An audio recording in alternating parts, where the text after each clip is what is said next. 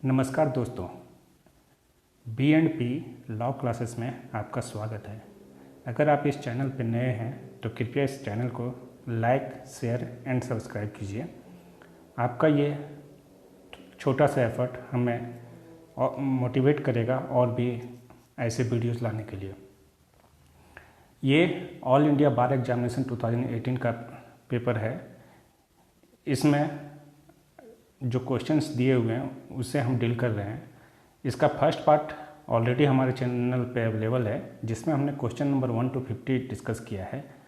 इस वीडियो में हम लोग क्वेश्चन नंबर 51 से लेकर 100 तक डील करेंगे। तो आइए शुरू करते हैं। क्वेश्चन नंबर 51 पूछता है, article 213 empowers the governor to promulgate ordinance. इसका आंसर होगा when the state legislature is not in session. Ordinance making power जो गवर्नर का है और corresponding ordinance making power article 123, यहाँ गलत लिखा गया है आर्टिकल 213, आर्टिकल 123 जिसमें प्रेसिडेंट को पावर है ऑर्डिनेंस मेकिंग का। ये ऑर्डिनेंस मेकिंग एक तरह से लॉ लाना होता है जब सेशन में नहीं होते पार्लियामेंट या स्टेट लेजिस्लेचर। नेक्स्ट क्वेश्चन है, ये person arrested should not be detained more than, answer is 24 hour. ये सेक्शन 57 ऑफ CRPC में दे रखा है। यहाँ पे 24 आवर का जो टाइम है वो टाइम है थाने में स्पेंड किया हुआ टाइम। मीन्स थाने तक लाने में लगा टाइम और फिर थाने से लेके मजिस्ट्रेट के सामने प्रोड्यूस करने में लगा टाइम को एक्सक्लूड किया जाएगा। नेक्स्ट क्वेश्चन है, who of the following Muslim is not entitled to maintenance. तो इसका आंसर होगा an illegitimate son. Illegitimate son चाहे वो हिंदू में हो या मुस्लिम में हो या क्रिश्चियन में, वो अपने फादर से एंटाइटल नहीं होता है मेंटेनेंस के लिए। नेक्स्ट क्वेश्चन है question number 54, in civil cases Indian evidence act bestows burden of proof on, the answer is the petitioner. और ये आपका section 101 of Indian evidence act में दे रखा है। नेक्स्ट क्वेश्चन है, in which of the following of section 59 CRPC the discharge of the arrested person by a police officer can take place. तो इसमें ऑप्शन दे रखा है on his own bond, on bail, under special order of the magistrate. और इसका answer होगा all of them. ये section 59 of CRPC में क्लियरली मेंशन है। Question number 56, financial relations between the state and centre are defined in constitution. तो इसका answer है बिटवीन article 264 to article 293। Next question number 57, Mahatma Gandhi ji was jailed and prosecuted by British regime in 1922 at Ahmedabad under section 124A of IPC 4। तो इसका answer होगा sedition and disaffection to the government. जो section 124A of IPC है वो sedition and disaffection towards the government की बात करता है। और ये रिसेंटली न्यूज़ में भी था जब JNU में कन्हैया कुमार के ऊपर सेडिशन का आरोप लगा था। Question number 58, police can seek a bond for good behaviour under section 109 and 110 of CRPC। और इसका आंसर इसमें दे रखा है none of the above. None of the above इसलिए होगा क्योंकि जो सेक्शन 109 है वो बोलता है bond for keeping good behaviour in case of suspected person, और 110 बोलता है bond for good behaviour bond for keeping good behaviour by habitual offender. Next question, Dayabhaga school presumes that ये family because it is joint possesses joint property. तो Dayabhaga school में concept of joint property है ही नहीं, इसलिए this statement is incorrect. Question number 60, meaning of industrial dispute according to the industrial act 1947 is. तो इसमें सारे आंसर सही हैं क्योंकि जो dispute between employer and employee यहाँ मिसप्रिंट है। Dispute between employer and employee होता है वो इंडस्ट्रियल डिस्प्यूट होता है। Dispute between employer and workman है वो भी है। Dispute between workman and workman in connection with employment and non employment, ये भी सही है। मीन्स तीनों ऑप्शन सही हैं। नेक्स्ट क्वेश्चन है, English case रिलैंड and Fletcher laid down ये वेरी इंपॉर्टेंट रूल। तो यहाँ जो ऑप्शन दे रखे हैं उसमें से कोई भी ऑप्शन करेक्ट नहीं है, इसलिए इस क्वेश्चन को डिलीट कर दिया गया था। और इसका आंसर होगा strict liability. Rylands and Fletcher में स्टिक लायबिलिटी का रूल लेट डाउन हुआ था। Next question, which of the following is not an essential for a valid sale. तो इसमें क्या है कि ट्रांसफ़र ऑफ ऑनरशिप जरूरी होता है और ट्रांसफ़र ऑफ प्रॉपर्टी जरूरी नहीं होता है, इसलिए इसका आंसर सी होगा। Custodial death is perhaps one of the worst crime in a civilised society. ये किस केस में हेल्ड हुआ था? तो इसका आंसर है D K Basu versus state of Bengal. Next question, ये suit for compensation for false imprisonment the period of limitation is, the answer is 1 year when the imprisonment ends, और ये दे रखा है आर्टिकल 73 ऑफ लिमिटेशन एक्ट में। Question number 65, rule of law is defined by, तो इसका answer है ए Y dicey. इन्होंने एक बुक लिखा था introduction to the study of law of constitution, उसमें इन्होंने रूल ऑफ लॉ को डिफाइन किया था। अगला क्वेश्चन है what is the time prescribed for filing in FIR. तो इसका आंसर है कि कोई भी टाइम लिमिट नहीं स्पेसिफाइड है, लेकिन हाँ इनऑर्डिनेट डिले नहीं होना चाहिए। अगर कोई डिले है तो कोर्ट एक्सप्लेनेशन सीख कर सकता है कि डिले क्यों हुआ एफआईआर लॉजिंग में। अगला क्वेश्चन है which of the following is true of rules framed by the Supreme Court with reference to appeal to it. तो देखिए सुप्रीम कोर्ट रूल्स एक अलग से होता है, और जब सुप्रीम कोर्ट रूल इनेक्ट हुआ तो वो एक स्पेशल लॉ हुआ एज कम्पेयर टू सीपीसी। इसलिए यहाँ पे आंसर जो सी है कि both A and B means they are a special law within section 4 of the CPC and they must take precedence over section 144 और order 47 is correct. Means जो Supreme Court rule है वो उसको president over मिलेगा ये दोनों चीज़ों पे। Next question, an appeal against order under section 27 of consumer protection act 1986 by the national commission lies in. तो नेशनल कमीशन जो है कंज्यूमर प्रोटेक्शन एक्ट के अंतर्गत हाईएस्ट बॉडी है, तो वहाँ जो डिसीजन आएगा उसके खिलाफ में जो हम अपील करेंगे वो सुप्रीम कोर्ट में होगा। ये सेक्शन 27 में दे रखा है। Next question, which is the body that award punishment to the advocates for misconduct. तो इसका आंसर है डिसिप्लिनरी कमेटी, और ये दे रखा है section 9 of the advocates act में। Next question, which section of sales of goods act 1930 deals with anticipatory breach of contract. तो इसका आंसर है सेक्शन 60 जो बोलता है repudiation of contract before due date. तो एंटिसिपेटरी ब्रीच ऑफ कॉन्ट्रैक्ट क्या होता है ये आपको जानने के लिए कॉन्ट्रैक्ट एक्ट का सेक्शन 36 देखना होगा। Next question, criminal proceedings against the infringer is enabled in the copyright act by invoking the provisions. तो इसका आंसर होगा सेक्शन 63 टू सेक्शन 70, और ये दे रखा है चैप्टर 13 में जिसका मार्जिनल हेडिंग बोलता है offences. Next question, which section of Indian registration act 1908 provides with compulsory registration of instruments of gifts and immovable property. इसका आंसर होगा सेक्शन 17, और जो सेक्शन 18 है रजिस्ट्रेशन एक्ट का वो ऑप्शनल रजिस्ट्रेशन की बात करता है, और सेक्शन 49 इम्पॉर्टेंट है जो बोलता है कि अगर कोई डॉक्यूमेंट कंपल्सरी रजिस्ट्रेबल है तो, और अगर वो उसका रजिस्ट्रेशन नहीं होता है तो उसका कंसिक्वेंस क्या होगा। अगला क्वेश्चन है state governments power to control the road transport is provided in the motor vehicle act 1988 under section. तो आंसर होगा section 67 of motor vehicle act. Doctrine of lis pendens is given under which section of the transfer of property act. तो इसका answer है section 52। और lease pendens होता क्या है कि during pendency of any suit और proceeding related to immovable property उस प्रॉपर्टी का ट्रांसफ़र नहीं होना चाहिए, और अगर वो ट्रांसफ़र होगा तो जो वो ट्रांसफ़र होगा subject to the decision of the case होगा। इसी को हम लीज पेंडेंस बोलते हैं। Lis pendens means during pendency of the suit. Next question, which of the following statement is true regarding the characteristic of international law. इसका answer है it has formal law enforcing agencies. Next question, deferred mehr is payable at the time of divorce और at the time of death of spouse. तो देखिए deferred मेहर का मतलब क्या होता है, जो प्रॉम्प्ट ना हो, मतलब तुरंत ना दिया जाए उसे हम प्रॉम्प्ट मेहर बोलते हैं, और डिफर्ड मेहर जो फ्यूचर टाइम के लिए पोस्टपोन्ड हो। तो ये डिफर्ड मेहर कब पेएबल है, तो वो पेएबल है जब डिवोर्स हो या जब स्पाउस का डेथ हो। तो ये जो स्टेटमेंट है ये सुन्नी लॉ के लिए करेक्ट है, मतलब डिफर्ड मेहर और प्रॉम्प्ट मेहर is a concept under Sunni law. Dying declaration must be made by, तो डाइंग डिक्लेरेशन किसके द्वारा दिया जाना चाहिए? तो इसका आंसर है the deceased before death. Dying declaration होता क्या है? तो डाइंग डिक्लेरेशन एक आदमी जो मरने वाला है या जो बाद में मर जाता है वो कोई स्टेटमेंट देता है रिगार्डिंग हिज डेथ और any circumstances which relates to his death, उसको हम लोग डाइंग डिक्लेरेशन बोलते हैं। ये section 32 subsection 1 of evidence act में दे रखा है।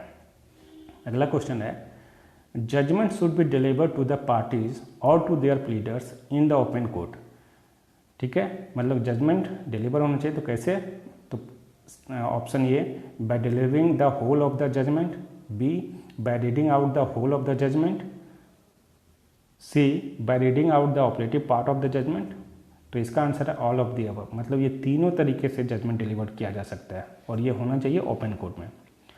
Which of the following deals with the evidence prosecution, तो सेक्शन 242 ऑफ सीआरपीसी जो है वो एविडेंस फॉर प्रोसिक्यूशन की बात करता है और ये आपका वारंट ट्रायल से रिलेटेड है।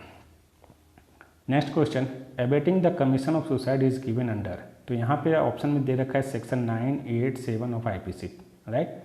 तो इसमें आंसर होगा इसका नन ऑफ द अबव, क्योंकि जो abetment of commission of suicide दे रखा है वो सेक्शन 306 में है।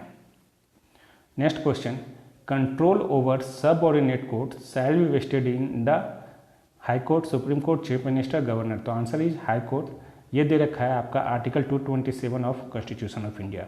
Next question section 34 of the CPC provides, तो इसका आंसर है payment of interest.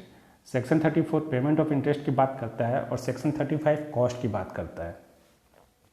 Next question any question suggesting the answer which the person putting it expects to receive is called, तो इसमें जो ऑप्शन दे रखे हैं coercive question, confusing question, misleading question, rhetoric question, ये इनमें से कोई नहीं है, इसलिए इस क्वेश्चन को डिलीट कर दिया गया और इसका आंसर होगा कि ये लीडिंग क्वेश्चन कहलाता है और ये सेक्शन 144 ऑफ एविडेंस एक्ट में दे रखा है।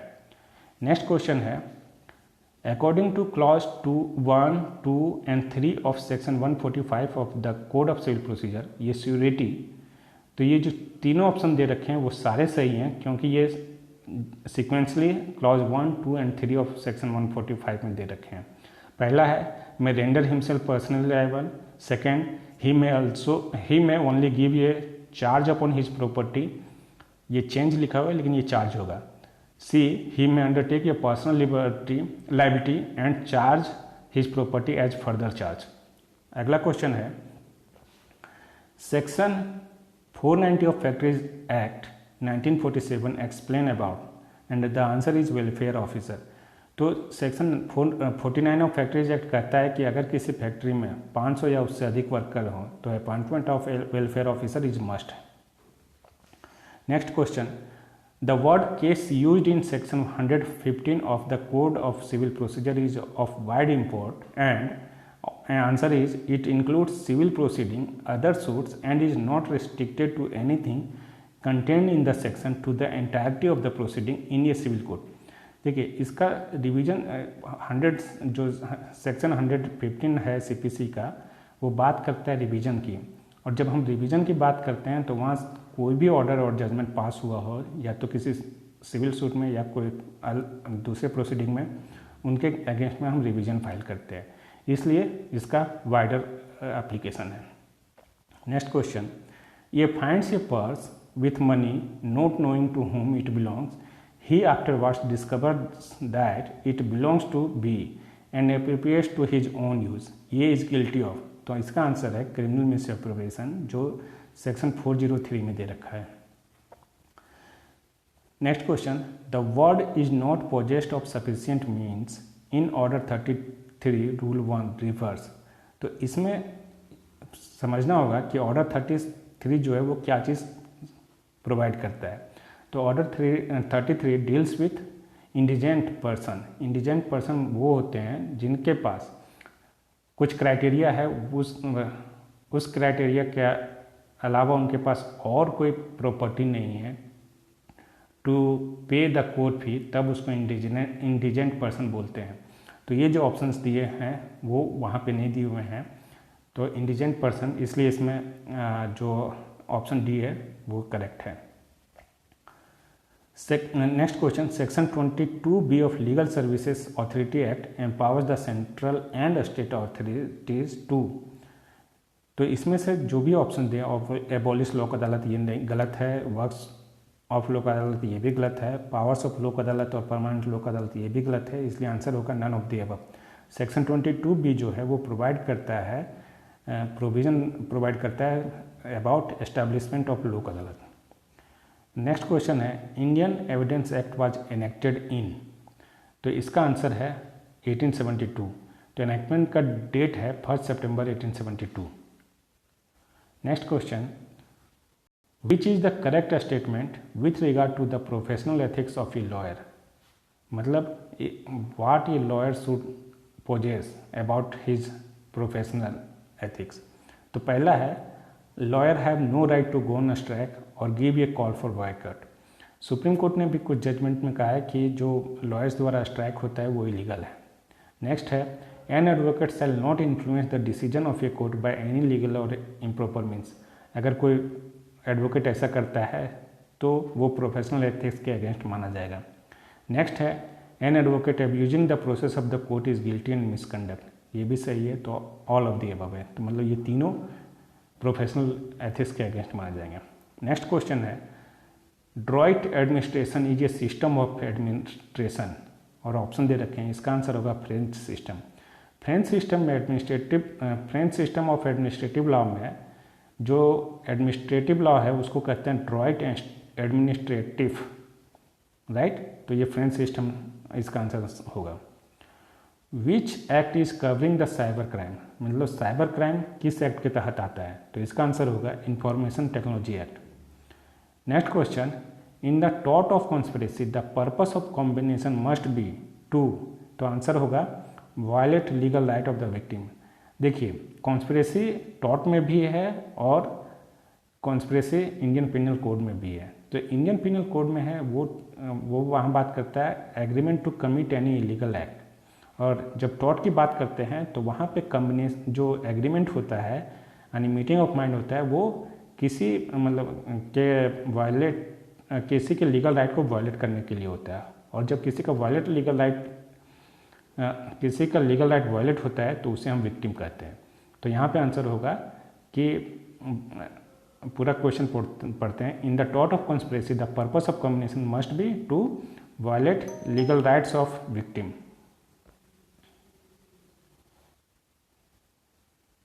नेक्स्ट है, cancellation of instrument is mentioned इन।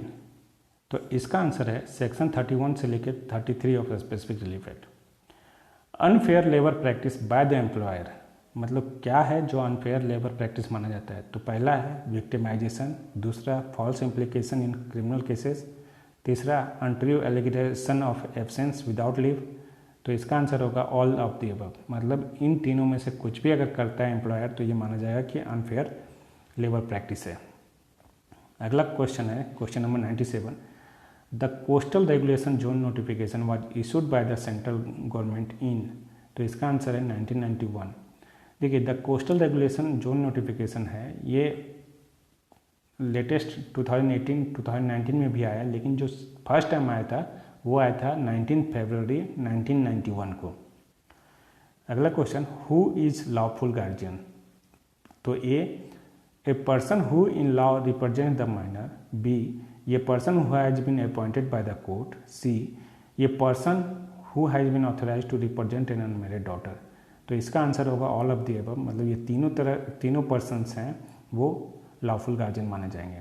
अगला क्वेश्चन है, under the companies act every person subscribing to the memorandum of a company must take at least 1 share. इसका आंसर 1 शेयर होगा कि जो जिनके पास भी 1 शेयर है वो मेमोरेंडम ऑफ कंपनी को सब्सक्राइब कर सकते हैं।